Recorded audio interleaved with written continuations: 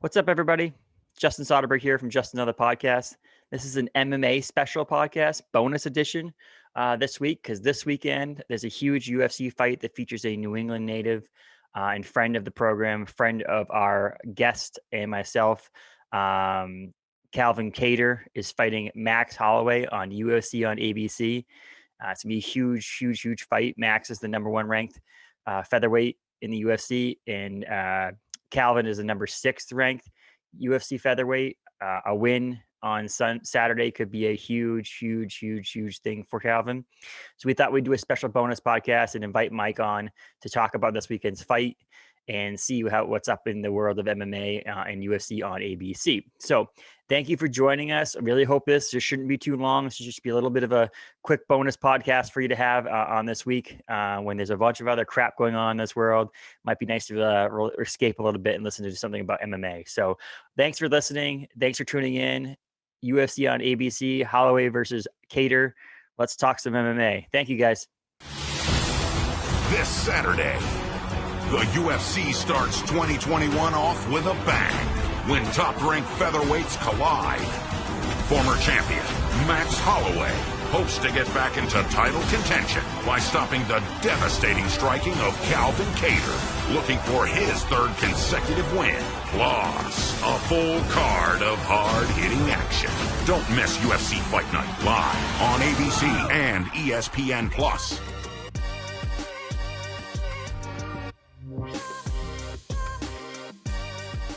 How's it going, Mike? Pretty good. Yeah, no complaints. How about you? Yeah, I'm doing well. I did want to say, I've said this a couple times now, I'm in my bedroom now. I used to have an actual den that I record podcasting with some cool things behind me, but now I had to buy a black backdrop and a frame for it because I'm having a baby. So we're turning the den into the baby room. So now I had to move my office into my bedroom. And so now I have this black sheet behind me. It makes me feel like I'm Edward Snowden. And you don't know where I am. I had to do the same thing. I remember when my first son was born, I lost my office. So that's what happens. Eventually the plan is to buy a house and have some space that I could have an office, because I work from home 3 or 4 days a week anyway. So I like having some space to actually put my stuff down on. Yeah. But with recording a podcast weekly too, it is nice to not have to set stuff up every time. So like when this is done, I have to tear that all down, put it away. And so if not, you just see my dirty bed behind me. So it's a little, but so, first of all, Mike joined us a while back to talk hockey. Mike also is a big fan of and has covered mixed martial arts as well. So we're going to talk mixed martial arts today in a special bonus edition of the podcast, because there's a huge fight coming up this weekend with someone we all love and respect, with Calvin. But also, I respect Max Holloway too. So great fighters. So it's going to be a great fight, but also it's UFC on ABC. Which is huge. So the fights return to network television for the first time since 2000. I think it was 17 when they left, or the last with Fox. I think so. So it's network television Saturday afternoon. It's not super late, which is awesome, because most of these title fights are at 1 o'clock in the morning. We've covered them. We know what it's like. When you're there. I think we were together in an arena in Bangor, Maine until like 4 a.m. one night. It was insane. And then I ended up sleeping in my car because I'm like, I didn't get a hotel room. I was going to drive back, and I ended up sleeping in my car that night. Yeah, so we were there really late. That building's awesome though. I haven't been there since that fight. And I think it was brand new when we were there, wasn't it? It is brand new. I mean, there's nothing going on there right now anyway, but I think you can register your car there. I think the city hall is like breaking up where you can do stuff, and so I think you can go register your car there. You can pay your excise tax there or something, because the building's not being used. But is that where Maine basketball plays their home games? Mm-hmm. They do, right? Maine basketball does, but Maine hockey doesn't, which was stupid, because they were like, you Maine, if you want to play hockey here, you have to put ice in, and so they just play basketball there. But it's a nice building. I liked it. Maine is planning on building something or doing something at the university to bring basketball back to campus, because no one goes to games, because it's 20-minute drive to get to the games. So not that people go to college basketball in Maine anyway, but so Calvin is from New England. He's part of the New England cartel. He grew up in Methuen area, and that's why there's a focus on this podcast. We're MMA fans, but we're also fans of Calvin, and hope that someone from New England does something good in the world of mixed martial arts. There's a lot of people who do good things in mixed martial arts in New England. But so Calvin's fighting Max Holloway. Calvin's number 6 ranked featherweight. Max is number 1, former champion Max Holloway. And he's it's gonna be a good big fight for Calvin, big fight for the UFC. But before we get into that, really, do you have a little bit of insight on how Calvin became where he is now that you want to get into, or? Yeah. So I kind of remember the first, the beginning, I guess. Not I wasn't there at the very, very beginning, but he was a wrestler at Methuen High School. And I started covering him right early on, because I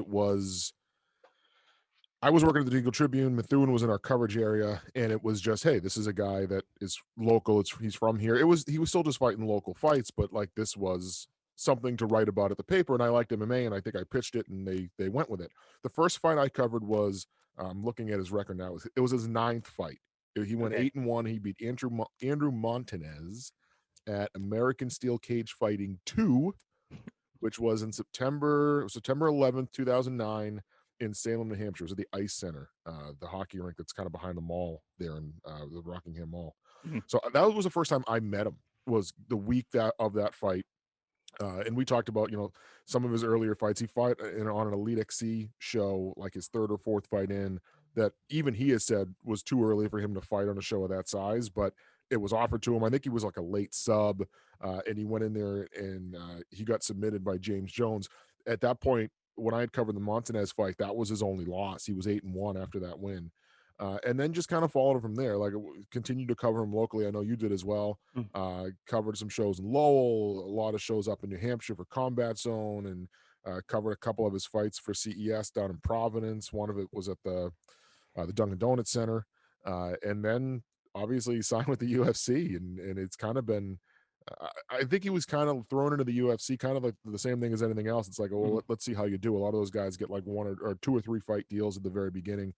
I don't remember. I think he was like a late fill-in even when he signed in the UFC. Yeah, he was. There was a fight that they needed a replacement fighter, and he fought Andre Feely, Andre Touchy Feely. And that was late, right? Yeah. Yes, it was a very late. Yeah. And so usually, I know, like with that, they usually give those guys like at least another fight after that. Like if you lose that first fight on a week's notice, they're not just going to be like, hey, you can't come back. They understand the situation. They're pretty good at giving those guys another opportunity, and he's taken an opportunity and run with it, obviously. Like yeah, I mean, he won that fight too, which is awesome. So he got his late start UFC, but he also won the initial fight that he got on the UFC, which is pretty cool because we talked back when I launched Mill City Sports years ago, the former website that I used to run. And you did an article for me about whether or not UFC was the next step for him, but he was off for 3 years. Like 2013, it was his last fight before he fought again in 2016 on CES. And we thought, well, maybe he had purchased Combat Zone. And he had he still owns it. I think he does, and I think it's and his brother does basically most of the day-to-day. Probably he's just there because I think he's got other things to focus on right now. But right now, so he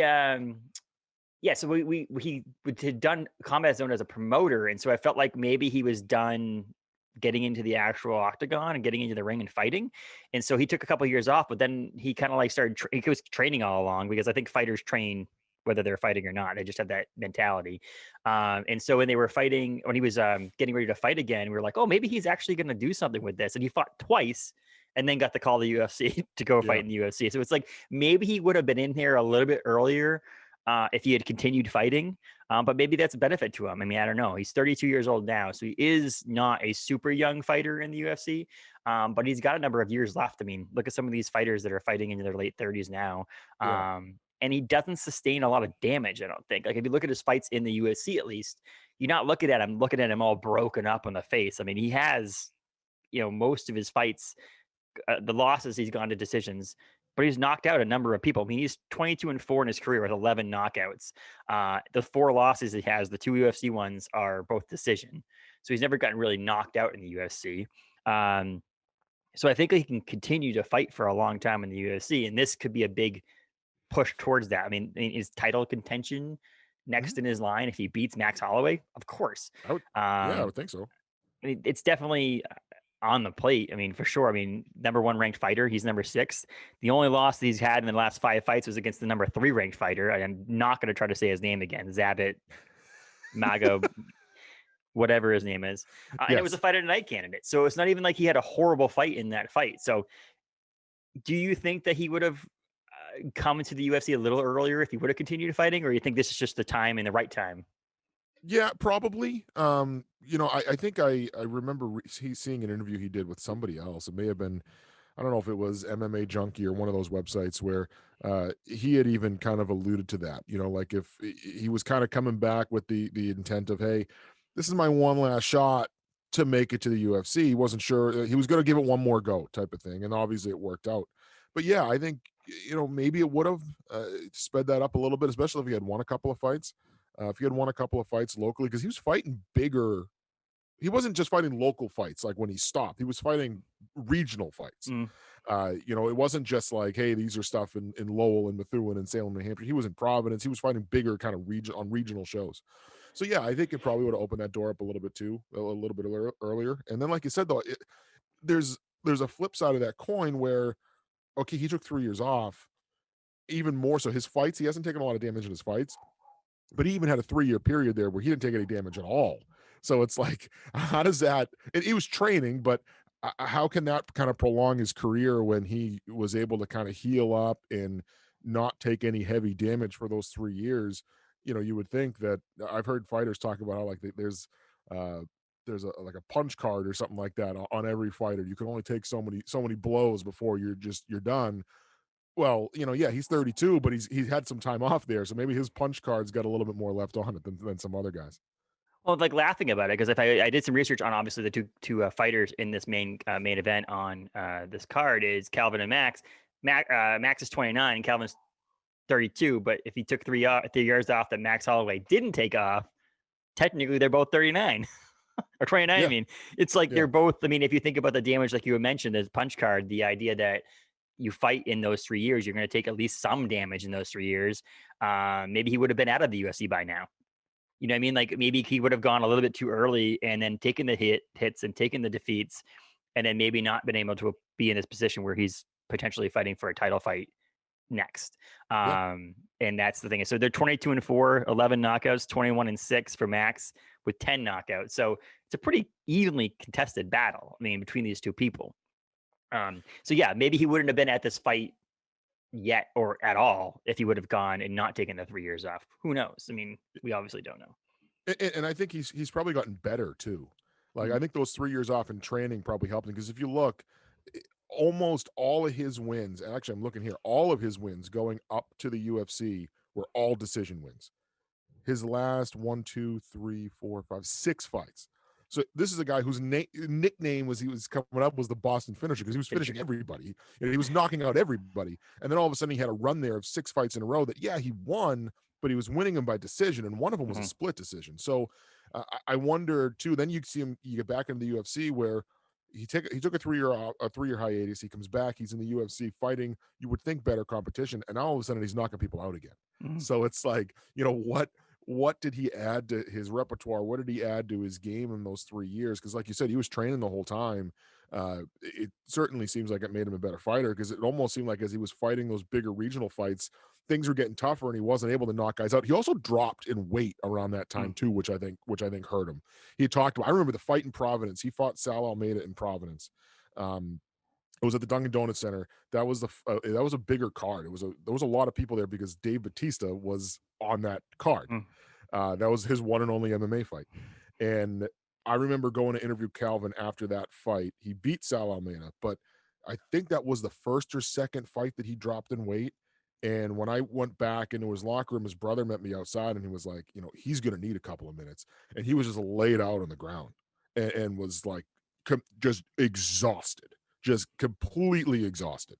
And I think that weight, dropping in weight was tough for him. And that's probably why he went into a run there of decisions and just was having trouble finding that power. Now he's still at that weight, but over the course of the 3 years, I think he's been able to find a way to still incorporate his power into that weight class. And we've seen him 1, 2, 3, 4, 4 knockouts in the UFC since he's And been in there. So and one of those knockouts is Jeremy Stevens, which is not yeah, someone that's like an easy knockout and was knockout of the year by MMA Junkie. So it's like, it's not just like that was small incredible. wins and knockouts. It's like he's beating him. He beat Ricardo Lamas, who also, again, unbelievable UFC fighter. He's beaten these names that are not just your, running the jug. Oh, we need to fight quickly in the, opening card on Facebook or whatever it was back in the day when they did those live streams.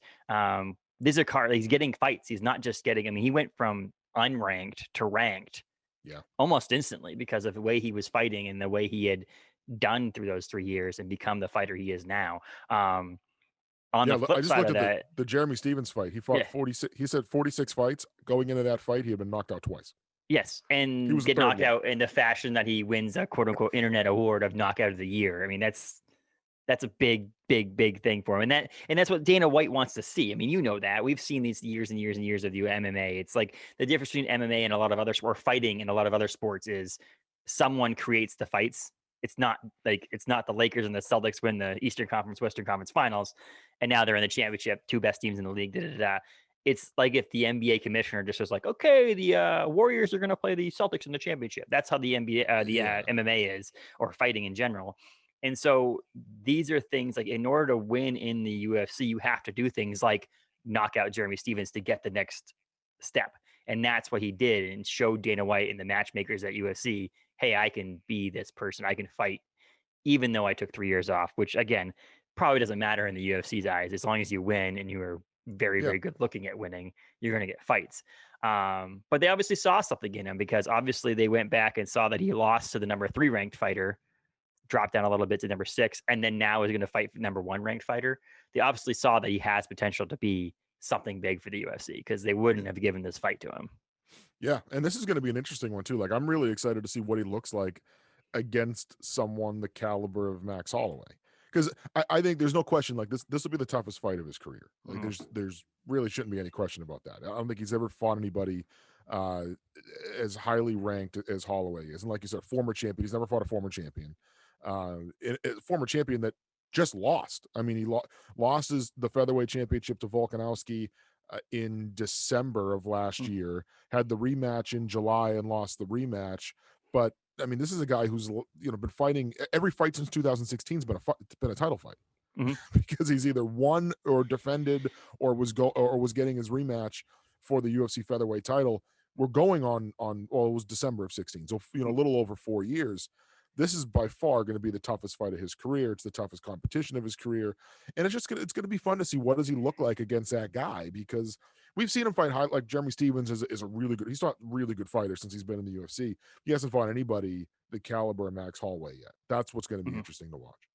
And I think both fighters, in a sense, have nothing to lose in a small sense. I mean, Holloway has nothing to lose, in my opinion. He's Yeah, lost 2 fights in a row, both title fights. That if he loses, I mean, he should just he is on that decline. If he loses against Kattar, he's on that decline back to your Jose Aldo's, those guys who had fought for titles, but yeah. now we're fighting. Now we're going to start to slip down a little bit because they're either getting older or just have lost what they had. But he's not Not getting that saying cut. that. No, he's not getting cut. But I'm saying is that he's not gonna get another title fight I tomorrow agree. if he Yeah, he would loses. have to earn it again. So the idea that he has nothing to lose, meaning that just put everything you have out there, is scary for Calvin. But in the same sense for Calvin, it's like how much longer can he fight in the UFC?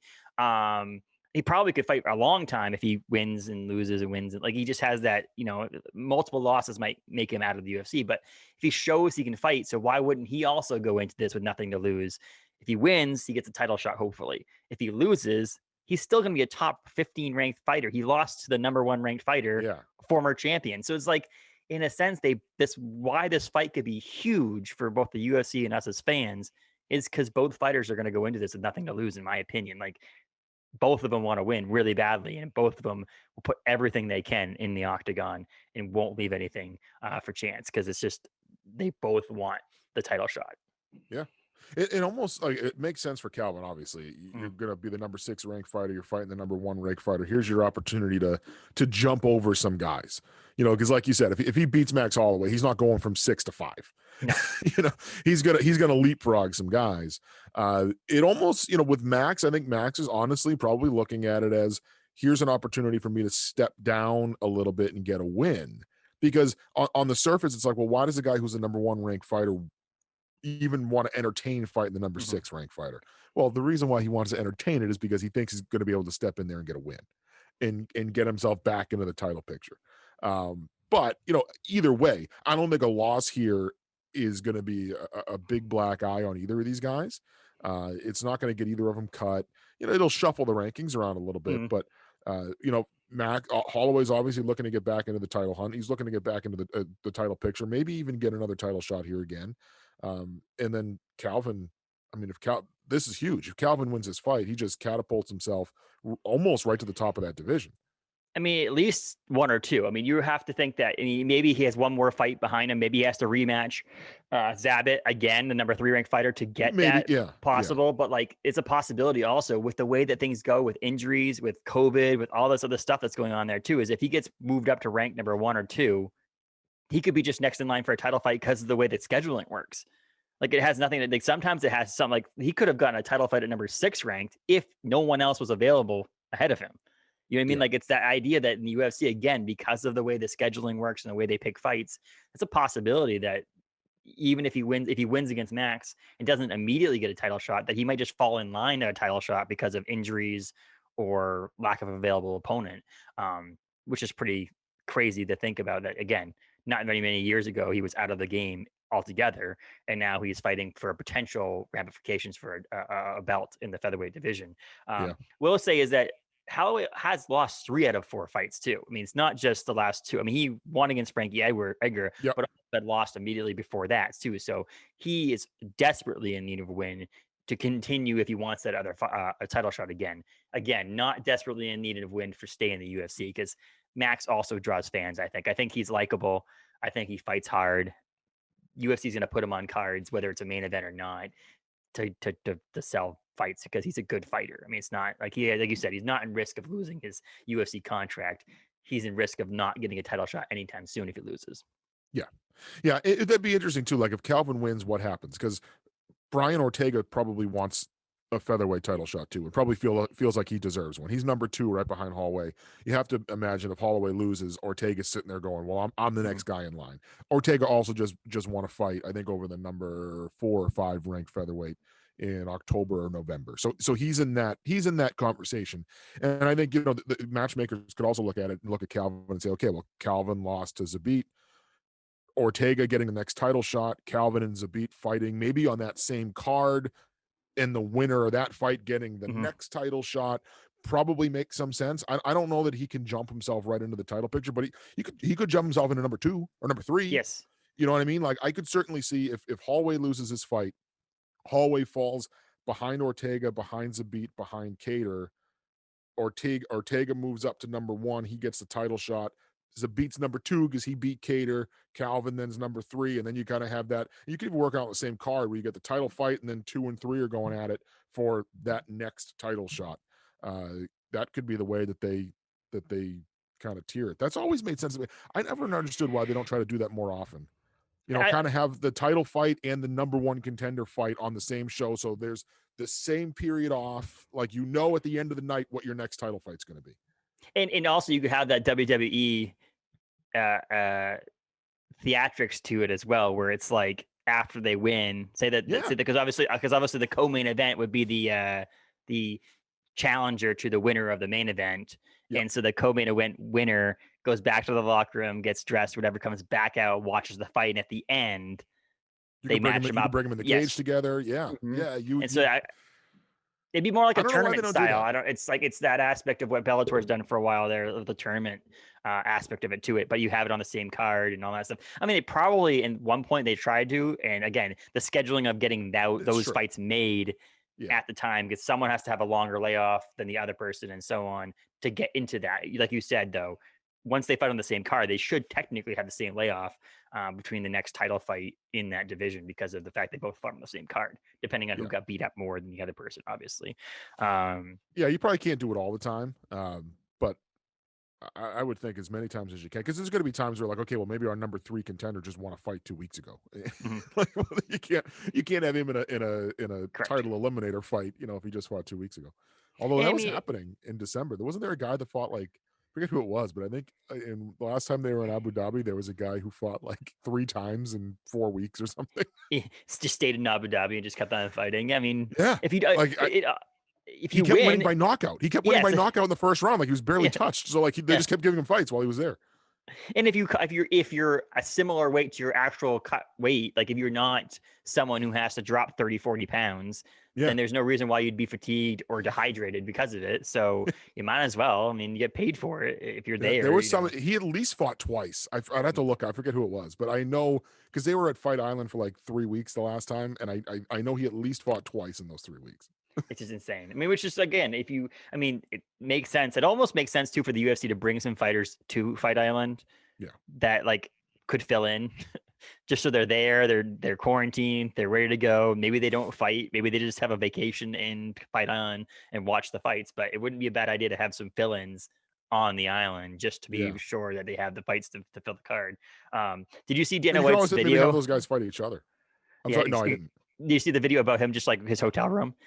The freaking things they do in that Fight Island, the stuff that they have, like popcorn making machines and smoothie making machine. I mean, he looks like he's on cloud 9 living, being in a Fight Island. I think he'd move to Fight Island. I was going to say they might never come back. Which is pretty funny because people give him shit thinking that they weren't actually going to have Fight Island, and now he has it and he's been able to do like very good things with it.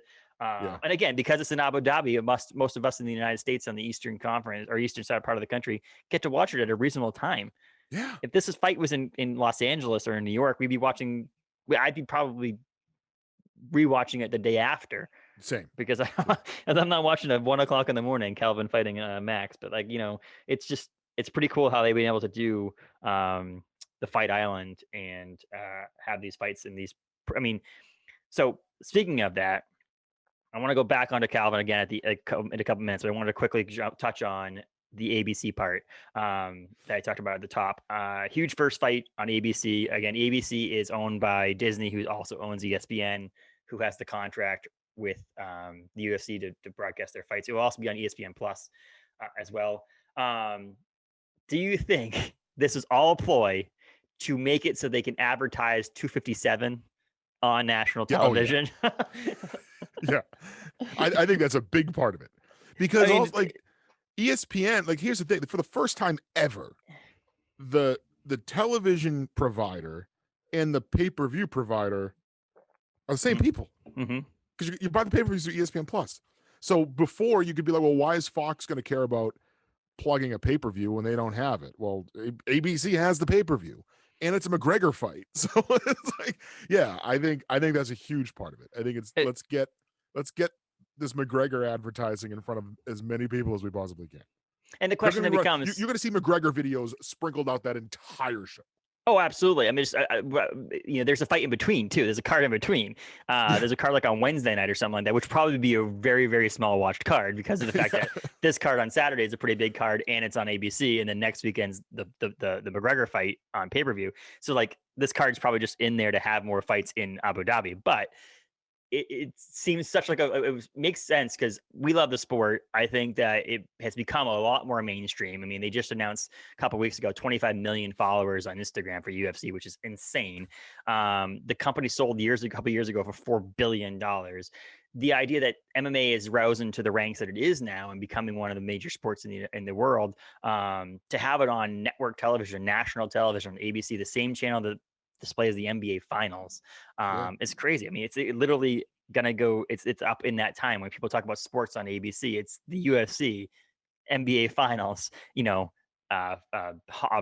golf and then tennis and all this other stuff. I mean, it's becoming a major network sport, and it's huge, and it's really cool that we have a connection because the idea it's a fighter from New England, a fighter from Massachusetts is fighting on that card.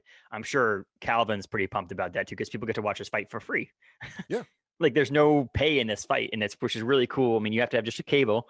As long as you have cable or YouTube TV or any of those stations that can have ABC, you'll be able to watch this fight, and which is pretty cool. The prelims are on ESPN Plus, but the actual fight, which is funny, you have to pay for the prelims, but you don't have to pay for the actual fights. That's pretty funny. But yeah, so do you think there's going to be more of this, or do you think it's just going to be, this is literally just to sell pay-per-views for 257? I mean, this is probably a trial run on Disney's part to see how it does, because it's also not in prime time. Like, it's a Saturday afternoon. I think it's a little bit of a trial run to see how it does. If it does well, they're going to do it again. I mean, I think they're not going to do it frequently. I don't think we're going to see cards on ESPN on ABC, once a month or anything like that. I think at one point in the Fox deal, they were doing a Fox special like right around once a month. Well, yeah, I think once a month, yeah. Yeah, so I don't know that they'll ever do anything like that, but I could see them doing something where, kind of surrounding the big pay-per-views. Surrounding the big pay-per-views, there'll be an ABC special that's also a pretty big special, kind of right before that. Maybe once a quarter. If they did it 4 times a year, I could certainly see something like that, and kind of just surround it around your bigger pay-per-views that you want to kind of pop up the buys for, especially if this works. Like, if they get good numbers on ABC and the buy rate on the McGregor fight on pay-per-view, it just is enormous, then they're going to look and go, well, clearly it works. So they're going to do it again. And even if it doesn't work, even if it's not great, you could also look at it and say, well, it's the first time that show was on at 3 p.m. Maybe you try it again and you put it in prime time. I mean, I think they're going to play with it a little bit. I'd be very surprised if this is the first and only time we see it on ABC. It does make sense, though. I mean, it makes sense to do this. Like, if you're gonna try it, this is when you try it. You have the coolness of Fight Island. You have the McGregor fight coming up next weekend. It's really like, again, like I said about the actual fight, it feels like both fighters have nothing to lose. In the same sense, ABC and ESPN have nothing to lose. UFC has nothing to lose on this. They're gonna get enough watchers to pay for it. The island itself is, I mean, they have to pay the fighters. There's not like there's anything else it's not like a massive amount of costs in there for them. We all know the UFC makes a lot of money. And so this is a win-win-win-win for all of them. I think everybody, especially things like I said, like someone like Calvin, who some people have he's gained and garnered interest over the past few years, his introduction to the UFC, but he really was a no-name people for most of the United States. Up until now. I mean, you think about it, his fights against Jeremy Stevens and those kind of fights. But let's be honest, this is probably the fight where people are actually going to learn who Calvin is. And that's why he's been on every news station. He's been interviewed by every paper. Every podcast has interviewed him. So like, this is where his, a big win for him here on ABC against the number 1 ranked fighter in the division, former UFC champion, is going to be huge for him. And that's why I hope that he wins on, to be an unbiased person in the media. I hope he wins on Saturday. So do I. I mean, like you said, we covered him. We've talked to him. We know him a little bit. Like, this is a guy that he's easy to root for. You want to see him have success. He's done it the right way. He's never gotten in trouble. This is a guy he's really, really easy to root for. So I hope he has a lot of success this weekend. And who knows? Maybe we're doing this 6 months or 8 months from now, and we're talking about how he's headlining a pay-per-view in a title fight. That's the funny thing about it. And it's one of the sad things is I'm a huge Max Holloway fan. Like, just ever since he started fighting in the UFC, it seems like he was like a scrawnier person, really, really likable, really, really a family-oriented person with his, has his kid and all that. He's gone through some divorce and all this stuff, but he just seems like a really likable person. And so when I watched him fight and him win, I was like, I kind of want to root for this guy. And so there's this random times where it's like, I don't get this in any other sport because I'm a sports fan of like, say the Patriots. I want the Patriots to win. It's never a time where I'm like torn up inside wanting someone to win, but really wanting the other team to win as well.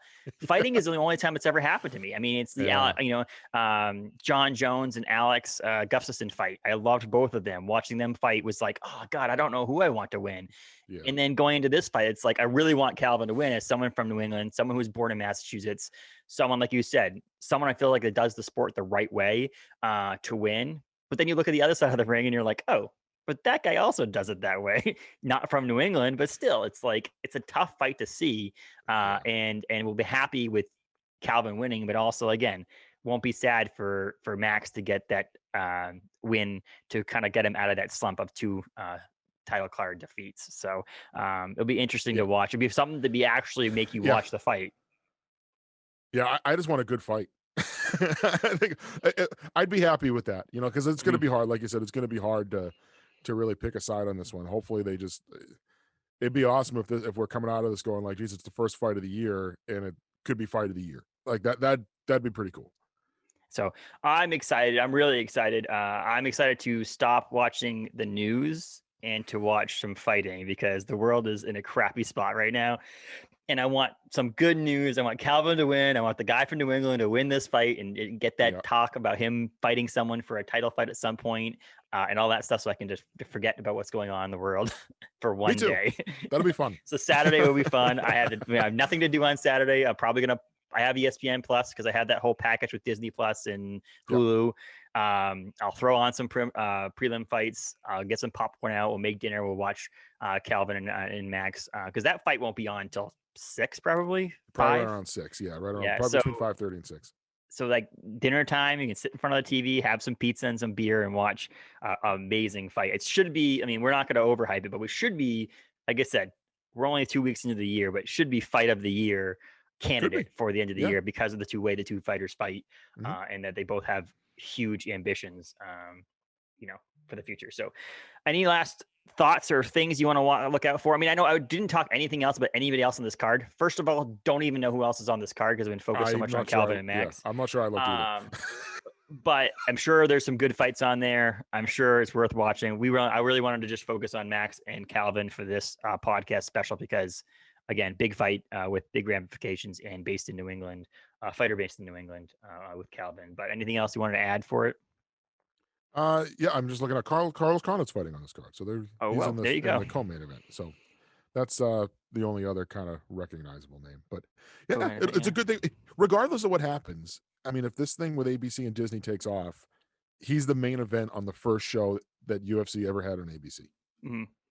Exactly. So, and if it's no matter what happens if it's only one, it's if it never happens again, he'd be the only one to do that. So yeah, it is pretty is pretty a little bit of history there. Looking at the card now, me too. It's literally the only name. Oh, it's Matt Brown. So it's Condit Brown is the only other fighter that I even kind of care about. Yeah, I don't really. Yeah, I agree. And Matt Brown's got to be what, 40? Yeah, he's 40.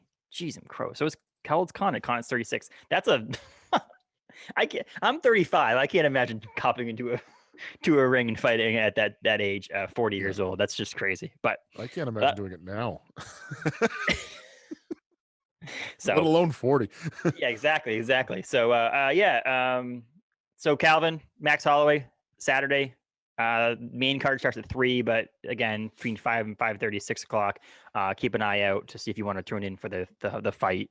We'll be watching. I don't tweet as much anymore, but I probably will be tweeting during this because I don't know. I'm just excited. And the timing works great. I can finish and still watch a movie at night if I wanted to, do something. We can't do much right now because of COVID, but like you can't go anywhere, but you could do something else at home. Exactly. So maybe what we'll do in the future, if he does get a title shot, maybe we'll pull a card from Joe Rogan and do a live podcast. Oh yeah, that'd be fun. Watching the fight would be kind of cool. But that'd be kind of cool. Yeah. Hopefully he wins and gets some sort of fight. Maybe by the end of the year we'll know more about whether or not he gets a title fight if he wins. So. Mike, I really appreciate you coming on, taking some time out to talk some MMA. I'm sure we'll do it again. I really like talking MMA and I like talking with you. And you'll be back on in a couple of months to talk hockey again. The crazy world college hockey's been. I literally get an email. I still get emails from the Hockey East media, and it's like every day I get a schedule update, and I don't even know what's going on anymore. There's no way I could keep track of that. Neither can I. So. I told Brian Smith from the league, I said, you guys should have even released a schedule. You just should have done it week to week. You just every Wednesday, you should have said, here's a schedule for this week because teams are getting quarantined and teams are dropping games. It's a mess. Because you could have done it with whoever's available. Yeah, that's what I mean. They should have just waited and then every Wednesday said, all right, well we have these 6 teams available this week, so we're going to have these 3 games. So you can follow Mike. Was it at Mike McMahon CHN at Twitter? And get information on him. He's got all kinds of things about hockey, but also he'll talk about MMA here and there too. Are you contributing to the Eagle Tribune still, or are you doing your own thing still? Yeah, no, I am a little bit here and there. Mostly just doing Merrimack stuff. So cool. Awesome. If you like Merrimack college hockey or any college hockey, follow him because he's very on top of all that stuff. He's my go-to person. Thanks, Mike. I really appreciate it. Thanks.